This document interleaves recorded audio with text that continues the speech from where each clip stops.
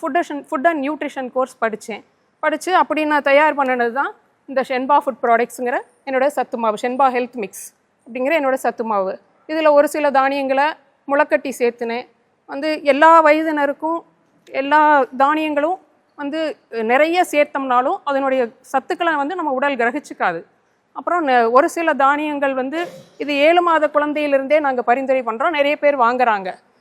இது எல்லா தானியங்களும் அவங்களுக்கு ஜீரணமாகாது, உடல் ஏற்றுக்காமல் ஒரு மந்த நிலைமை இருக்கும். அதனால் எனக்கு தெரிஞ்ச வரைக்கும் நான் தேர்ந்தெடுத்து தயார் பண்ணினது தான் இந்த சத்து மாவு. இதை நாங்கள் பரிசோதனை பண்ணி இதில் நியூட்ரிஷனல் வேல்யூ இதில் போட்டிருக்கோம்.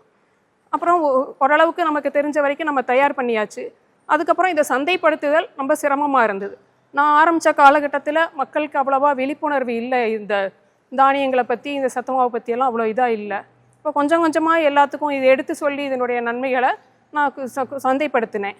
அப்புறம் எல்லோரும் இதை உபயோகப்படுத்தி பார்த்துட்டு இதனுடைய நன்மைகள் தெரிஞ்சு அவங்களுக்கு நல்ல ரிசல்ட் கொடுக்குதுன்னு சொல்லி அப்போ எனக்கு வாடிக்கையாளர்கள் நிறைய பெருக ஆரம்பித்தாங்க.